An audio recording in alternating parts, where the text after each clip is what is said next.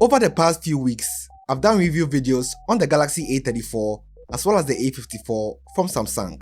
It's about time I review this recently released Galaxy A24 I've had for a couple of days now. If you're considering purchasing this device, make sure to watch this video to the very end. It will help make your decision easier. Without wasting your time, this is the review of the Galaxy A24 from Samsung. I ran up a check, I might do it again. The now iconic design of Samsung devices this year is very present in the Galaxy A24. Staring at it from the back, you'll not be entirely wrong to mistake it for the higher-end Galaxy S23. The obvious being the independent camera layout that is easily recognizable to most people. However, unlike the Galaxy S23, which has both the front and back glass being Gorilla Glass Victus 2, the Galaxy A24 is made of a plastic frame as well as a plastic back, which is a heavy fingerprint magnet and extremely reflective. I can see myself just staring at it from the back. You're most likely to slap on a case, so this shouldn't be an issue at all. Button placements on the sides are pretty standard with Samsung devices. There is however a shocking comeback I'll get to in a second, but to the right of the device are the power button, which doubles as a fingerprint reader, as well as the volume buttons. To the left, the SIM card slot, which accepts dual SIMs as well as an SD card. On the top, a microphone, and to the bottom, the shocking comeback I spoke earlier about is the headphone jack, as well as a second microphone, a USB-C charging port, as well as a speaker. Flipping the A24 over to the front, it's a water-drop 6.5-inch Super AMOLED 90Hz screen with a peak brightness of 1000 nits. Viewing content, if you're familiar with Samsung devices, look really good, bringing punchier colors and great contrast. Since it's a 90Hz screen, scrolling through and interacting with the screen feels super smooth and snappy, and that's something I truly appreciate. It will be a stretch if I say it should have had a 120Hz display, but let me not be ungrateful because at least it's not stuck at 60Hz. If you're not into all black devices like I am, there are 3 additional colors you can get this device in, like the lime green, blue gradient, as well as dark red. The Galaxy A24 comes with the MediaTek MT8781 Helio G99 processor with an octa-core CPU, the Mali G57 MC2 GPU, and either 4GB or 6GB RAM. You can run through tasks with ease whilst using this device. Playing heavy games, streaming high-quality content, or multitasking, you'd perfectly be fine.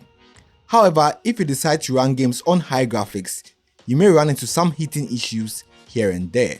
If for some reason the default 128GB internal storage isn't enough for you, you can always add an SD card of equal capacity to meet your storage needs.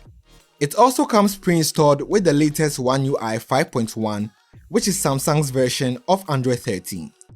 With this device, you are getting 5 years of security updates and 4 years of Android OS updates, which is impressive especially for a mid-range device like the Galaxy A24.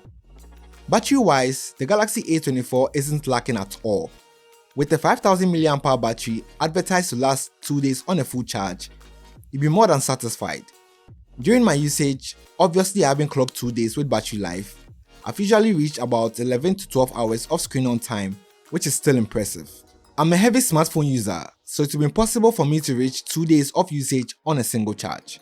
If you follow me on Instagram and you've watched my first impression video of this Galaxy A24, I said something along the lines of Samsung is dishing out 50 megapixel cameras like it's a giveaway, which is obviously true.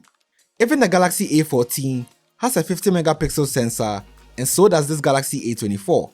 Just having 50 megapixel sensors doesn't automatically equate to the very best pictures. The S23 has a 50 megapixel sensor, but the quality is far ahead of the Galaxy A24. Just putting this out there. The Galaxy A24 comes with a 50 megapixel f1.8 main camera sensor, a 5 megapixel f2.2 ultra wide, a 2 megapixel f2.4 macro, and on the front a 30 megapixel f2.2 selfie camera. It does take some stunning pictures in situations where there's enough light or a big enough source of light.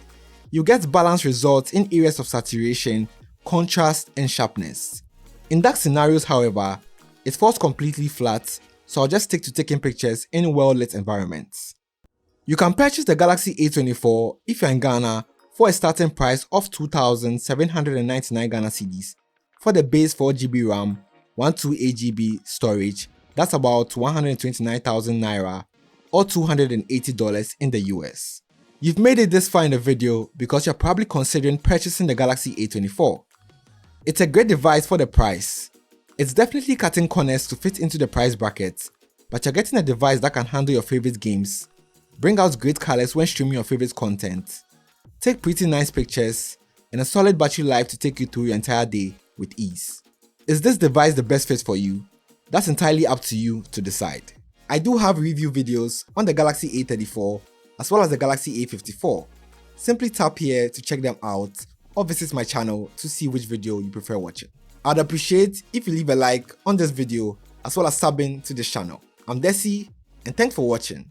I'll catch you in my next video or previous video, whichever you watch. Peace.